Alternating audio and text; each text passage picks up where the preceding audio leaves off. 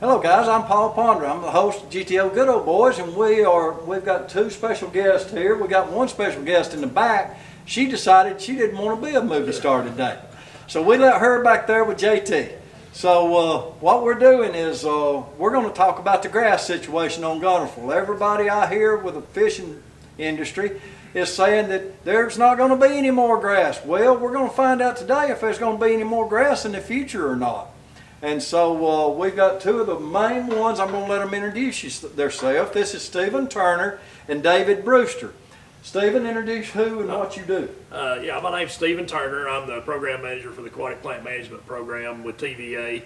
I cover the program for the entire system, including Guntersville. We're based in Guntersville, but we're over the program for the whole system, all the way from Virginia to the end of Kentucky Lake. So, so we cover everything. But like I say, we're based in Guntersville, and primarily most of the work we do is on Guntersville. So.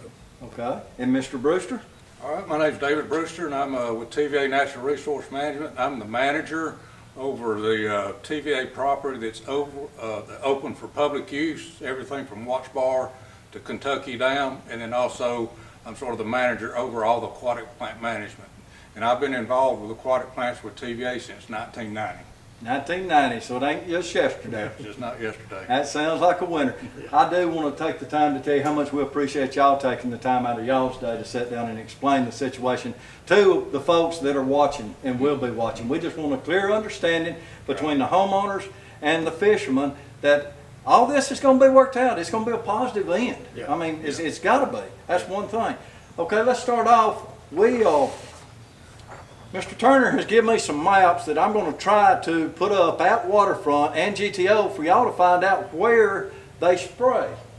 I'm going to let Stephen tell you about the map, and he's got some word aesthetics and things like I just learned that word today. And so I'm going to let him tell you everything they are on that end of it. So right. If you will take that over and go. Yeah, on these maps we've got this was put together in 1998 when we did the stakeholders group partnership with TVA. These maps show all the areas that we treat in that partnership, which are the primary areas that we would ever treat on the lake, and it shows the small red lines around the shoreline. That's the areas that are treated within 150 to 200 feet of the shoreline. There are a few wider areas on the reservoir where we treat further out from the shoreline that are the aesthetic areas, which are just for looks, basically for the cities. The cities have an option because they're part of the stakeholder group. The cities have an option to do a little bit of aesthetic work. In Scottsboro, there's a couple areas they treat. Guntersville has a couple areas, primarily around Sunset Beach and their walking trail and all that. But those areas we treat a little further offshore just for aesthetics, basically, just to make it look pretty, for people coming in, those sort of things. Or let people fish when they ain't got a boat. Yeah, and also to let people fish from shoreline. Some of the areas that we treat around causeways, it allows people to fish off the causeway, without getting hung up and all. But these maps show all those areas, and Paul's gonna have it down there and hopefully have one up at Waterfront for y'all to look at, and we can get more out there if people want to look at them, and see what all's in it. There's also some, if you can zoom in enough on them, which this map's kind of, since it's smaller, it's hard to see, but it also has some green spots on it that show the areas that we cut, where we use harvesters to cut access lanes, or we may use harvester in some areas that around, some public use areas that are too close to water intakes for us to be able to use herbicides. So we are real particular about the water intakes on the lake, as far as using herbicides and stuff around them. And primarily, if we're within a half a mile of the water intake, we'll use harvesters only. If we're between a half a mile and a mile, we'll use herbicides, but we'll use herbicides that are EPA approved for use around potable water intakes, which is only a couple of the herbicides. There's only, I think now, there's either 15 or 16 active ingredients that you can actually use for aquatic use anyway. That has changed a little bit over the last couple of years. There used to only be about 12, and there's been a few more come out the last few years. But that's our primary. I mean, this plan, like I say, this is the plan that was put together in '98 with the stakeholders group, which was a group put together. It included fishermen and a lot of the chambers, both chambers of commerce for Jackson and Marshall County, the cities for Jackson and Marshall County, had some homeowners on it. And the plan was developed. It actually went out for public comment twice during a 2-year period to get anybody that lived on the reservoir's input, on how it was handled. And basically, the basic overview of it is that we don't treat anything outside of that 150 to 200 foot band around developed shoreline. Whether it's developed privately or publicly. At that time, we were still treating public stuff, but since then we were still treating private stuff.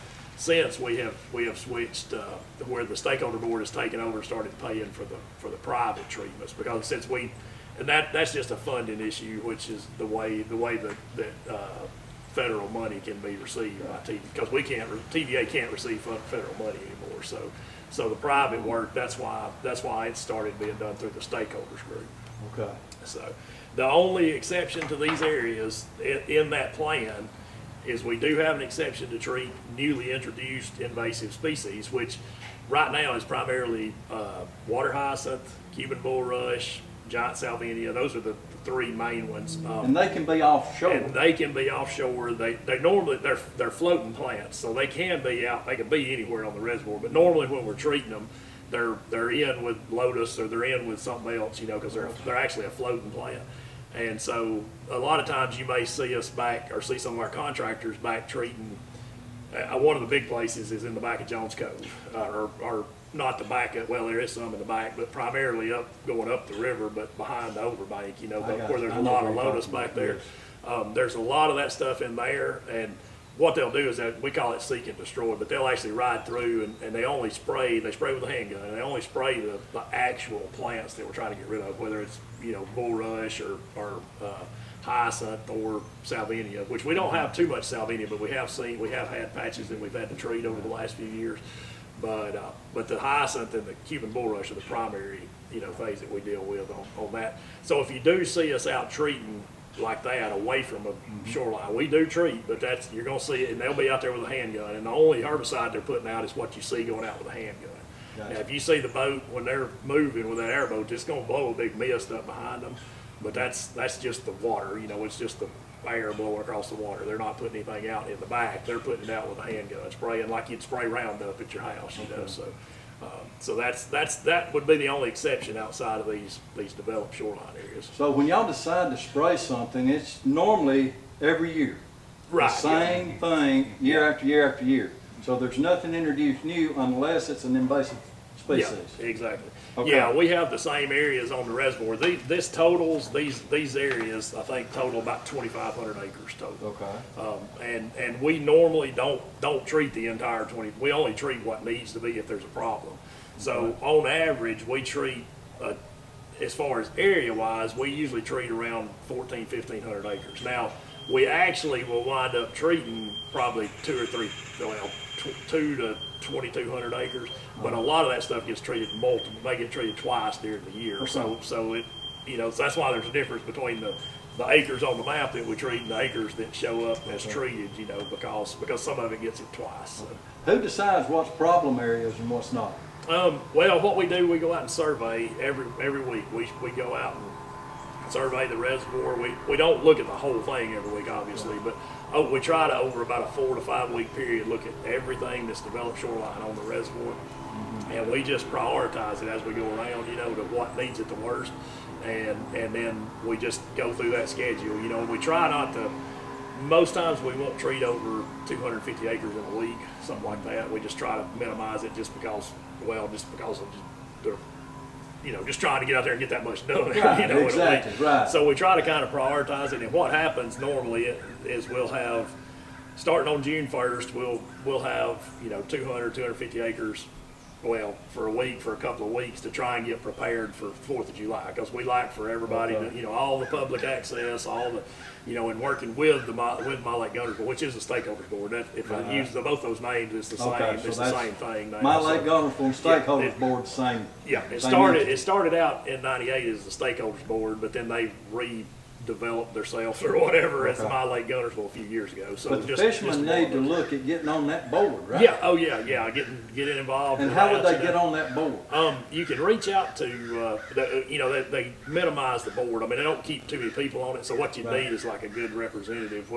You'd be good. No, for I don't know about me. For the bass fishermen, just one good representative on there, Right. but somebody's level-headed and knows what, and understands what's going on, Right. that would be, that'd be a good one. At times, like I say, Boyd's been involved with it, Chris Lane's been involved with it, so over the years. But in the last few years, they just hadn't had anybody from the fishing community involved with the board. Okay.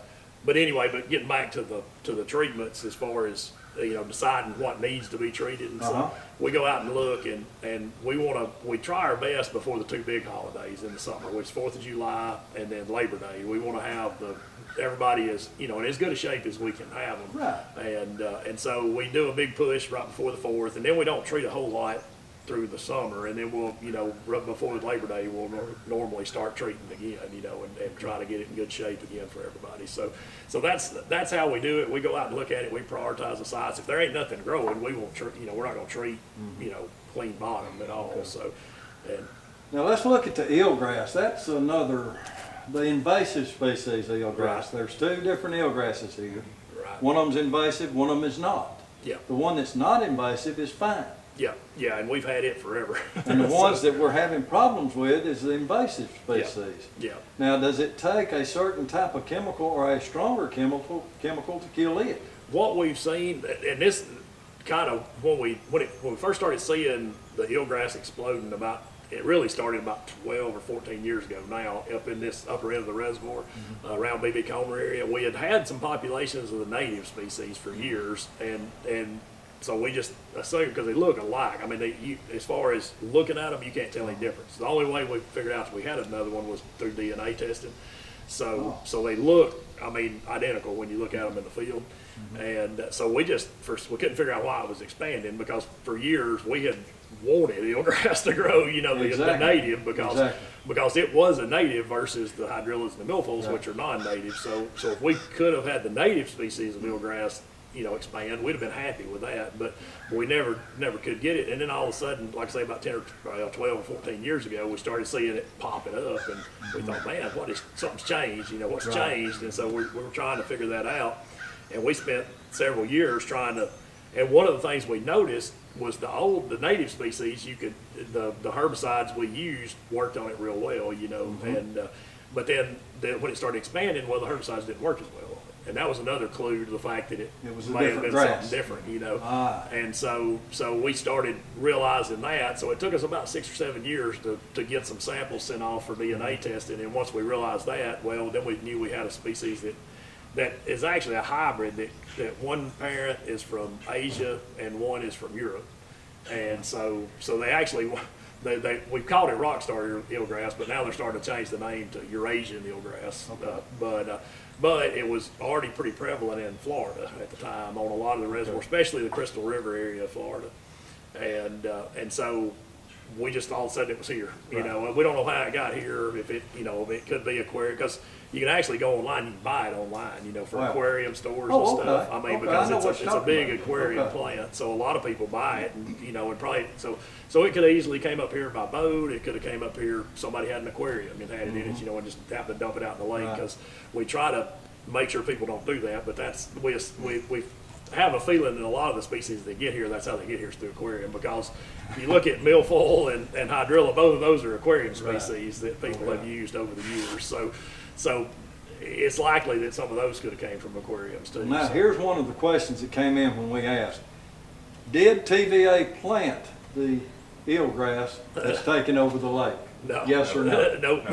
There's your answer, guys. No, they did not plant the eelgrass. Yeah, we It was did not not. a test of anything. Yeah, no. But now, what I will say is, back in the 90s, wasn't it, Yeah, David? that's- We actually had gotten some of the native species of eelgrass that was the same as what we already had here, and we had planted it around the reservoir, but we couldn't even get it to grow. Like the turtles would eat it and kill it before it would even start growing. You know? So really the native species for probably 30 years, there was 2 colonies that were always there. One was under B.B. Comer Bridge, and the other was down on Pine Island, on the front of Pine Island. Oh, okay. And it was always there. I don't know why it stayed there, but like if we had, sometimes we'd have college classes come in that were doing like aquatic plant work and they'd want to find different aquatic plants, we could always go to those 2 spots and you could get it. And like I say, that was for 30 years. It sat there, never moved. And then that was what we were trying to get it to expand. But no, the new stuff, we hadn't planted any kind of plants, and it's been the 80s was the last time we did any of that kind of work. You answered that great. Yeah. Let's say you spray on Jackson County, Marshall County line, which I don't know where that is, but it's somewhere close to here. It runs through the river, the creek channel coming out of South Saudi. So South Saudi Creek channel. Yeah, right there's the county line, guys. County line, that's right out there in front of the waterfront. Yeah, and it runs almost straight across towards waterfront, but it actually comes into it's weird. It comes over and it hits another creek channel over here, and then goes back up towards back up towards Beauchark. So y'all are almost on it, but you're in Marshall County. So. Okay. Let's say we spray right there. Yeah. The current, boom. How far is it going to take that spray down? River. And is it going to kill milfoil and hydrilla along with eelgrass? Well, what happens is it moves, say, it dilutes and it biodegrades so fast that we don't. I mean, you only get control really in those areas where you put it out, unless you're putting out on just a super high flow day. And we normally don't do that because we work with our river ops group, so we make sure we're, if we're treating on the river channel, we're treating on days, low flow days, because we don't. Why would you treat on the river channel? Well, I mean, I guess I'm talking about like Pine Island, like the outside of Pine Island or somewhere where there's boathouses. Okay. I got you. Where the river splits. We're not on the channel, but like along the backside of Pine Island or Preston Island, and technically that's not the river channel. I probably said that wrong. But you get a lot of flow, and then there's like the areas up here above B.B. Comer, let's see, B.B. Comer, like Driftwood Shores and some of those. That's technically not the river channel, but there's a lot of flow there. If the water's moving, it flows a lot. So I spoke wrong when I said river channel, because we don't treat on the river channel. So the grass on the river channel is does not get treated. So your fish, it's on the river channel, it's going to stay on the river channel, and they're not going to be sick. Yeah, because we're not touching that out there. Does it make the fish sick when you spray? No, all these are, they've been tested, for years. That's one of the big things. That's one of the reasons that we haven't had any more herbicides come out EPA approved for aquatics recently, and no more than we have, is because it takes about 8 to 10 years to get it EPA approved with all the testing that has to go on, because there's people talk about Roundup and all that. See, Roundup you can't use. Now, the active ingredient, glyphosate, you can if it's registered for aquatic use, but there's certain things in Roundup make it where you can't use it over water. So there's, but the rigorous, testing and everything that it has to go through. One of the things is how it affects fish, how it affects benthic invertebrates, which are just your little bugs and stuff, that grow that the bluegill stuff feed on, that shellcracker and everything feed on to feed the bass, So they don't. It doesn't really. The biggest effect it has on the fish is you knock the plants down, and they may leave for a little while when you do, but a lot of them will actually come back to that same area, even if the plants aren't there, to some other type of structure, whether it's a creek channel or so it's a timing issue. Yeah. If you just treated it, because what happens, like if you're doing it in a pond, a lot of people hear, it's going to kill the fish because it drops out the oxygen. Well, if you're in a pond, like a 1 acre pond, if you kill all of it in there and the fish ain't got nowhere else to go, you can kill the fish because the oxygen will drop out. The reason the oxygen drops out is because those plants, once they die, they start degrading, and as the bacteria and stuff eat them, they use up the oxygen. So you wind up with low oxygen.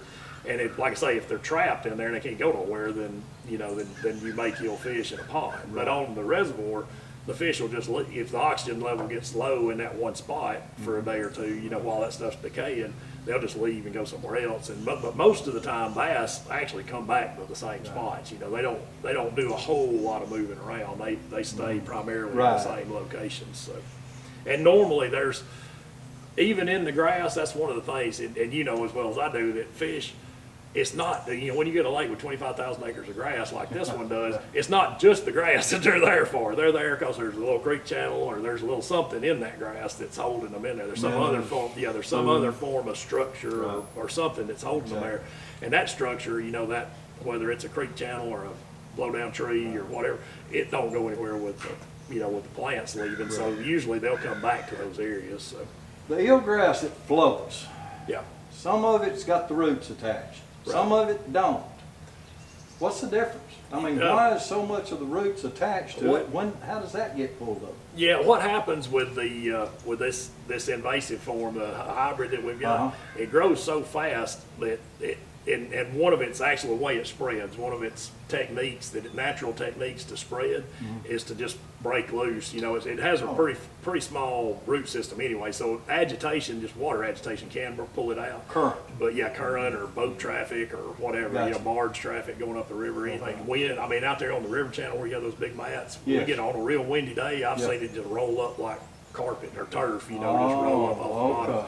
Now that's part of it, but then the other thing is it grows so fast, it actually, as part of its dispersal, because roots and everything will come up, and if it's got roots on it, it's viable for sometimes 3 or 4 weeks, you know, and if it winds up somewhere else, it'll re-root and grow again. And that's how it spread through the reservoir so fast. But what it does as a natural method for it to spread, when it grows the mats start growing, you get one plant and it grows daughter plants. So what it does, it puts little runners out and you have a bunch of plants will grow around it.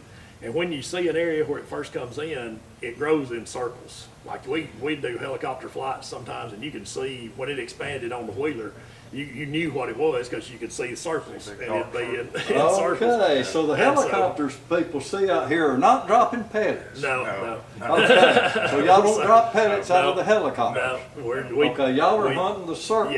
Yeah. So y'all can attack the eelgrass that's the invasive type. We see where it spread. Yeah. And so, and the thing is, like, we do most of our surveys we do with airboats, but now we have 2 or 3 people surveying 2 or 3 days, at least 2 or 3 days a week on all the reservoirs, you know, and we probably cover, you know, 50,000 acres a year surveyed with the boats. But I mean, you're talking Guntersville itself, 69,000 acres. Right. So what we can do is we bring in the helicopter, and we usually do surveys 2 or 3 times a year with the helicopter, and we can, you know, like a lake the size of Kentucky.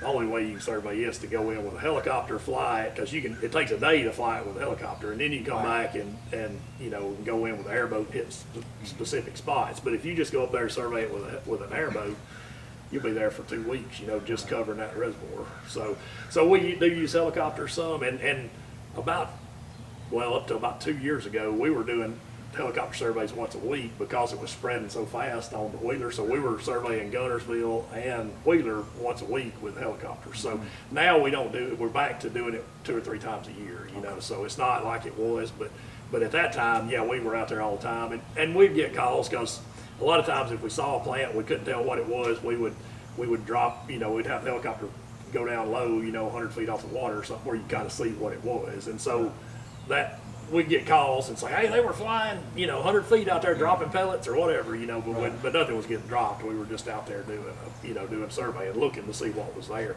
But anyway, I guess I kind of got off track there. No, you're fine. But as far as the plants coming up, what they do is as they spread in those circles, when those circles hit each other, those plants they're going from runners, you know, and they're called daughter plants. They're actually a clone of that. They're the same plant as the mother plant. Okay. But when they hit each other, the daughter plants from this mother plant and this mother plant, when they come together, rather than being rooted, when they touch each other, they'll just turn up. And so you get runners going up and putting off new plants, but it's just hanging up in the water. And so when the next time, with just a little bit of current or something comes through there, it'll break those plants off. And that's its way of basically taking over everything. Yeah, and what it does, you know, once it completely covers an area, well then it says, well, let's send a bunch of new babies out to float and go somewhere else. You know? And so that's how it spreads so fast. I mean, we've got it on, I mean, it's all the way down on Kentucky, but it's just not as bad as it is here, you know. And the biggest thing is the drawdown. I think that's why it blew up on Wheeler, but then it did just like Wheeler always does. Wheeler, because of the drawdown in the wintertime, every time we ever get aquatic plants over there, it's just a matter of time till they won't all go away, but they're going to drop. That population's going to drop. You know. Plant population. Yeah, yeah. Gotcha. So it's on about. So it's not because y'all are spraying it. Right. Yeah. It's because of y'all lowering the water. Yeah, yeah, and that's why Guntersville is really the only reservoir where we have aquatic plants like we do here on Guntersville, because the other reservoirs, including Chickamauga, you know, Wheeler, Pickwick, all of those go up and down so much. That really makes a difference on aquatic plant growth. And it actually pushes more towards like the hydrillas and the milfoils, because those have bottom structure like or not rhizomes, but they'll have little potatoes basically in the soil, and they're tiny. I mean, they'll be as big as the end of your finger, but they can come back from that structure every year. But as long as you don't have a hard freeze on that ground, those things will stay viable. So what'll happen is it can kind of overwinter, you know. And if you have a real cold winter, then the hydrilla levels are going to be down, or you know, on these reservoirs where you have it up and down draw. But the eelgrass, it never really goes completely below the surface. You've always got just a little bit of green plant. And so if it dries up and gets cold on it, it'll kill it. And so on these other reservoirs, that's why we don't see the eelgrass nowhere near as bad on the other reservoirs. So we've had calls from Indiana, Ohio, about this issue about is Guntersville going to be no grass?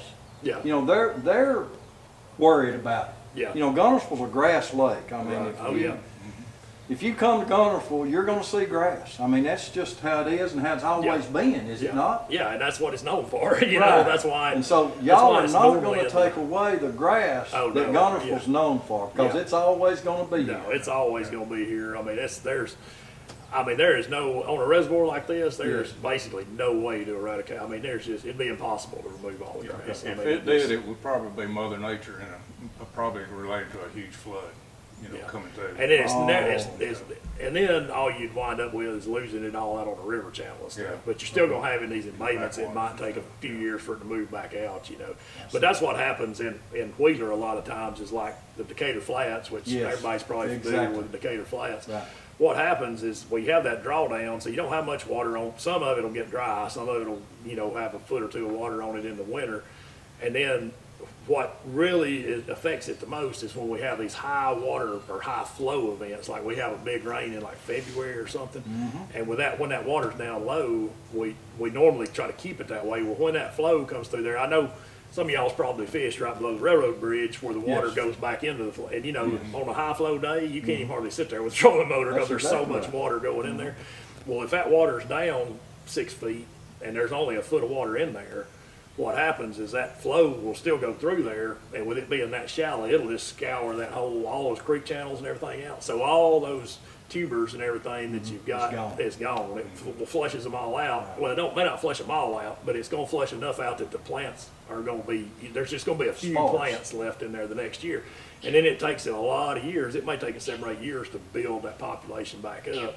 And that, or if we have another high flow during that time, it may never get built back up. You know, that time it'll start all over again. You know, so it's Mother Nature on so a lot it's of Mother Nature on the on Wheeler. It's Mother Nature. I was going to pull I meant to bring them with me and I forgot to, but I know since 1998, TVA and our contractors and everybody has only treated 17 acres on Wheeler. I know ain't nobody out there gonna believe me when I say that. Wow. But since 1998, TVA has only treated 17 acres, and that 17 acres was around Browns Ferry nuclear plant. It's all within that 100 to 200 foot band right around the shoreline. That's because of the nuclear plant. And that was to try. That's been in the last couple of years to try and keep the eelgrass down right around the intake. You know, that's the only thing.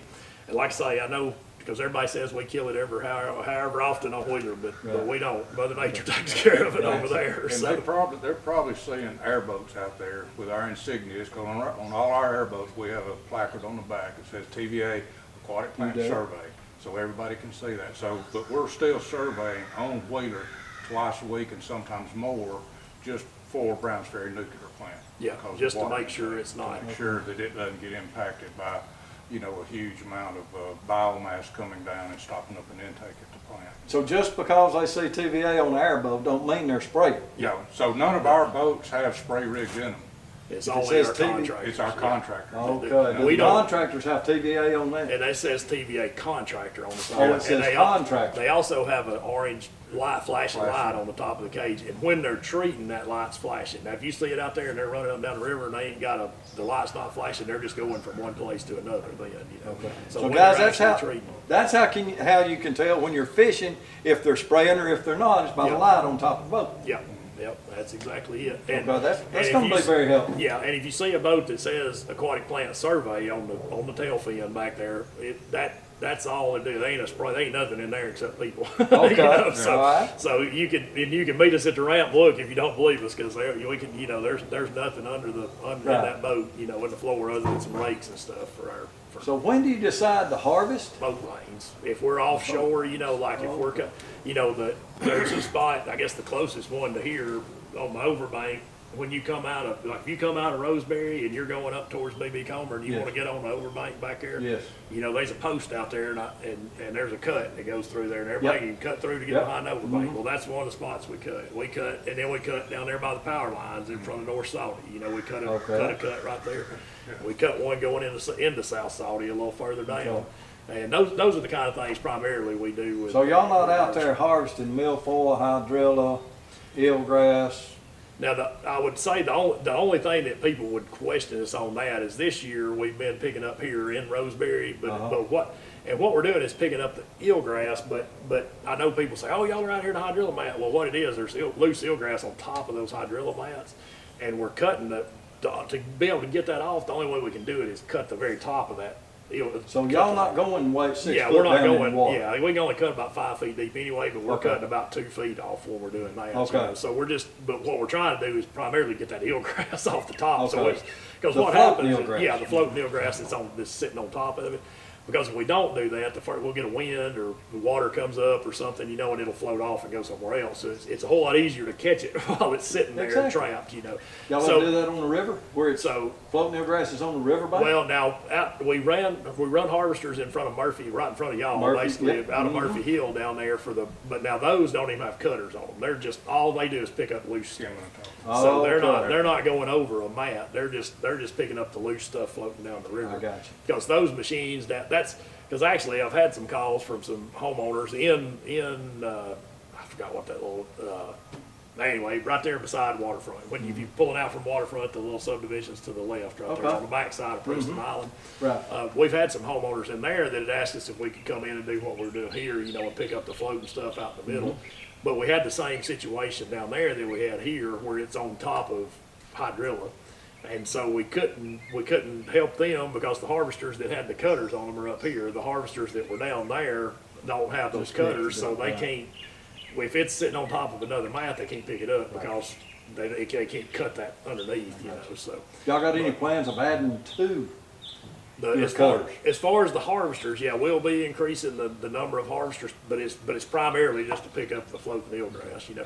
Because the way we see it, as far as the homeowners are concerned, when you get this floating stuff coming up on the boat Yes. houses, you know, our thing with these big harvesters, we can't get up around the boat houses. I mean, they're just too big. It's a liability issue, shallow water, all that, you know. And the big harvesters that we run can't, you know, they're not like the little we-dos that a lot of these private contractors use.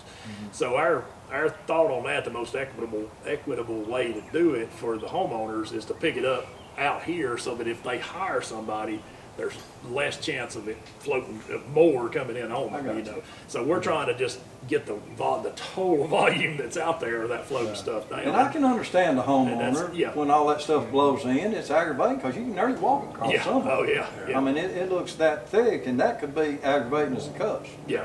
Yeah. And, but I don't, you know, there's a line there as the homeowners. Of course, y'all are doing all y'all can do Right. for the homeowners and the fishermen. And y'all gonna leave the grass in Guntersville. Yeah. Oh yeah. And so maybe there will be something to come out that they can put around the boathouses to keep that eelgrass from blowing Right. in on them. Yeah. Are they? Anything like that? Well, they've started, some of these homeowners have put in these, you've probably seen them, these jet systems and stuff, you know, that kind of blow. Now, I've heard about spray, those. They push it away, and some of that stuff works pretty good. Then they've got some that are almost like trolling motors that mount on the dock, you know, that just pushes water away from it. And those do a pretty good job. the biggest thing with those things is they can get overwhelmed when you get these huge mats coming in. So that's part of why we're trying to pick up, the more we can pick up out here on the river channel or out here in the big part of the embayment of Roseberry or wherever, is that it'll keep those huge, trying to keep those huge mats to a minimum, so that a lot of these folks that put these different things up, that, you know, that the big mats don't come in there and overwhelm their system, whatever that system may be. So current's gonna pull it up by the roots. When you see the eelgrass, it looks like somebody's done a haircut on it. Yeah, yeah. Now that's, Where's that come from? well, now this is just a flimsy plant, and a lot of that's whether if you run, because one of the things that I don't think a lot of people, the fishermen know it, but a lot of folks don't realize that the eelgrass only grow about 4 feet tall, and so but it'll grow out to about 12, 14 feet of water.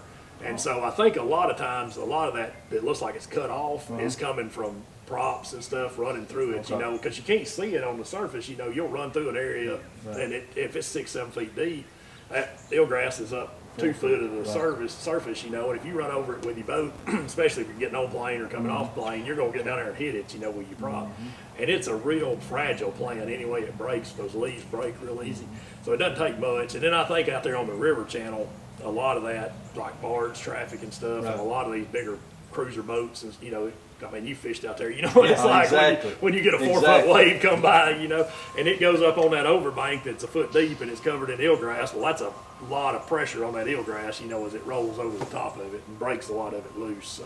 All right, now can homeowners treat the grass themselves Well, without a permit? Yeah, that's, each state's different on that, and this is Alabama, and Alabama's pretty lax on their controls over that kind of stuff. As long as we don't like for people to do it, we discourage it, but as long as they're treating their own dock and they're not getting paid to do it, they can do it. As long as, now there's a couple of the herbicides that are called restricted use, which means you gotta have a permit to buy the herbicide. Oh, okay. Now, and those you can't, because you have to be a certified licensed applicator to be able to even buy the stuff to start with. But now some of the products are not, you know, like some of these that you can buy off of, you know, like Aquacide and some of that you'll see in magazines and stuff, which is just a 2,4-D, but it's, you know, it's just a granular 2,4-D, but anybody can use it, you know, so you can buy it and use it. The problem is it don't work. The only thing it works on this lake is milfoil. It won't kill hydrilla, it won't, but see, they don't tell you that, so people, that's one of the reasons we discourage people doing it themselves, because they don't, if you don't kind know of a waste what, if you ain't got. yeah, and you know, and I mean, there's no reason to put something out there if it's not going to do what you know, we don't want to put chemicals out there that aren't going to do something. Right, you know, it's just a waste. Exactly. And A lot of these plants are chemical specific on what will manage them. So that's one reason, I mean, why we gotta go look. Because, you know, we just can't say, okay, well, there's a lot here, we'll just use this, and we might be totally using the wrong herbicide. It won't impact us. Yeah, so we do, I mean, that's part of, when we go out and do the survey, and I come in every week and do the maps and the polygons for the treatment areas, and when I do those, depending on what the plants are growing in a specific area, we may use, you know, a specific herbicide or a combination of herbicides or whatever that's specific to whatever that plant is we're trying to control. Can you kill eelgrass without killing hydrilla and milfoil? Not really, because the problem is eelgrass is the hardest one to kill. So what happens is anything, the stuff that you can kill milfoil and hydrilla and those with, some of them will kill eelgrass, some of them won't. But everything that's strong enough to kill eelgrass kills everything else, you know. So that's kind of that's one of the bad things, you know. But primarily where the areas we're treating, we're trying to get everything out anyway, you know, because it's a public access area, or boat ramp, or you know, that kind of thing. So we're really trying to get everything out anyway. We really don't want anything growing in those areas, those specific areas. But you know, we don't, as far as going out and trying to remove eelgrass from the hydrilla, we don't do any of that, because it would be nearly impossible to do. But that would also put us out away from the areas that we want to treat, you know. So, and those are the areas. I mean, that's what I don't think a lot of people understand with TVA. I mean, it's just as important to us. I mean, everybody that's in, and that's why it's called a stakeholder group, or originally it was called a stakeholder group, because everybody's got a stake in the lake, because it's a public, you know, it's a public reservoir. And so we want to take care of the fishermen as best we can. We want to take care of the homeowners. We want to take care of the recreational users, and try to balance it all out, you know. And I mean, that's kind of been my job from the start, and I've always told people this, is if if both sides ain't mad at me, then I'm doing something wrong, you know, because we're stuck in the middle, you know. I mean, Well, because you're doing everything right now. yeah, so evidently we must be doing something right now. But you know what I'm saying. I mean, because we can't make everybody, all the what we call stakeholders on the lake. We can't make them all happy because they got different interests. That's what they want on the lake. So that kind of, you know, that makes it harder to deal with. But that's was the whole purpose of doing the stakeholders plan and the map, you know, and setting all this up. You know. Now the stakeholders are the what's the group called? It's called My Lake Guntersville. My Lake Guntersville. Yeah. My They Lake actually- Guntersville has. They're trying each year to increase their revenue Yeah. to take care of the grasses along the Right. boathouse. Yeah. Residential There, and commercial. it's about a 50-50. Right now, Right it's now. about 50. We're split. The way it had worked before we made the partnership with them, we agreed with them that we would continue to treat the private stuff. Which, when I say private, we're talking about residential, we're talking about commercial areas, you know, whether it be a marina or whatever, those sort of things. And we said we will continue to treat them, but y'all have to be making a legitimate effort to find funding to take it over time, Right. which they've done. And then 2 years ago, 3 years ago, they got their first grant through the Fish and Wildlife Service, which was a federal grant. It was earmarked money appropriated Good. funds coming Good. from the Congress.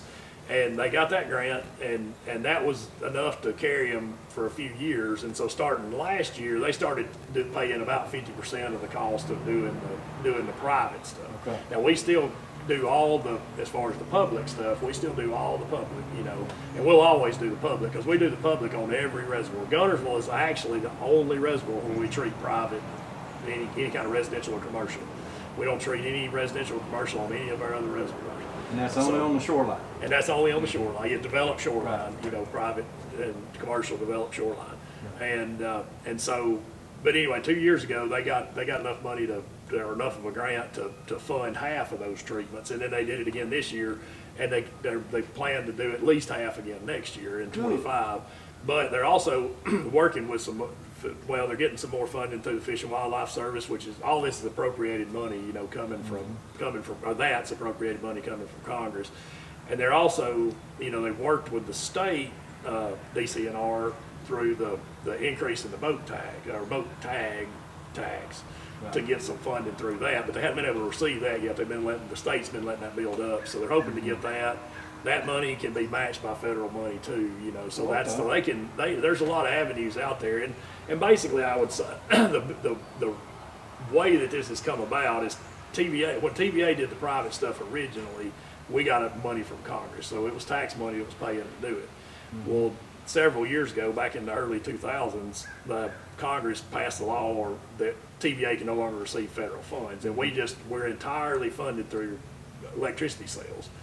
And so once that happened, you know, the CEO at the time decided that, and I tend to agree with him, that if ratepayers are paying to do the treatments, then, you know, we'll do public areas where every ratepayer can use it, you know, whether it's a boat ramp or a park or something like that. Yes. But we won't be responsible for private areas that only, you know, that's not available to every ratepayer. Okay. And so, in other words, y'all are being fair all the way across. yeah, trying to be as fair as possible to everybody, because is it fair for you to pay, you know, and it may be 2 or 3 cents a year that you pay on your electric bill, but you're paying the treater, you know, if we do it, and you're paying to treat. It's not. Probably ain't the money, it's just the thought of it. Yeah. You know, somebody's taking something from me. I don't want it. Yeah. You know, or something like And so with the stakeholders group, with them going and getting the appropriated funds from Congress to do it, well, it's basically the same money. It's taxpayer money paying to do it. It's just getting here in a different way, you know. But also in that partnership, what they agreed to was we would continue to do the surveying and everything for them and making recommendations. We can't tell them what to treat and everything, but we'll make recommendations to them about what to treat, what not to treat, you know. And so that allows us to, you don't just have some entity out here just going willy-nilly, you know, treating this stuff. We can maintain a little bit of, you know, we know what's going on. We kind of sort of govern the person that does this for a living from going in and taking advantage of somebody. Yeah, and that's the other thing. I mean, it's it's better on the homeowners, you know, if they can depend on somebody to equitably take care of everybody versus them going out and hiring somebody, you know, and doing that kind of thing. And you know, and there's a lot of good reputable contractors around here that do the work, and they do good. But then there's also, you always got to be careful because there's just constantly people popping up and doing it, and you know, and most of the, you know, like David said, he's been doing this for 30 years. I've been doing it for 26 years now, you know, so we have a lot of knowledge of the aquatic plant field. But now if you've got somebody out here that just started a business and they went and was able to pass the test to get certified and licensed, which in Alabama isn't just awful hard, you know, so they could come out here and not even know what they need, you know, they may not even know what they might even be able to identify the plant that's growing around somebody's dock, you know, versus even, and then to know if you know what the plant is, to know what you need to treat it with. And so we kind of discourage, you know, people, well, we do discourage people doing it themselves. Now, if you hire a contractor, what we tell them is just make sure you hire somebody that is licensed and certified, have them come out, you know, kind of pay attention to, and you can tell how much knowledge they've got, you know, have them pull up the plants and tell you do what your they research. are, that kind of stuff. Yeah, make sure they know what they're doing, you know. Don't just pick the cheapest one out there. Right, A lot of times that ain't the best deal. exactly. That might get you in the rear end. Yeah, so. Okay. But, and you are, and that's the other thing as a homeowner, even if you're hiring a contractor, it's your responsibility to make sure they're insured, they're licensed and everything. If you hire somebody to do it and it turns out they're not licensed and they kill fish or they do something they're not supposed to do, then you're just as liable as that person that put that stuff out. So if you paid them, you're just as responsible for that as they are. So And you'll be liable for each dead fish. Yeah. They didn't I don't know about a dead fish, but one over the limit's expensive. Yeah. So, But yeah, I mean that's kind of what we don't discourage people doing it themselves because that's fine, you know. Right. I mean, not doing it themselves, but exactly. going out and hiring a contractor. Because, like I say, just make sure you're getting somebody that's reputable doing it, you know. So. And you know, it's fine. Everybody's got to make a living, and this is a very economic area. Yeah. I mean, I love Lake Guntersville. I love Scottsboro. I love Guntersville. The lake, it's beautiful. Yeah. I mean, we've got it all. Y'all done a great job. I just hope this clears up some of the talk that's going on. Homeowners, y'all have heard one side of it. Fishermen, you've heard the other side of it. So there is a mean that TVA is trying to come to.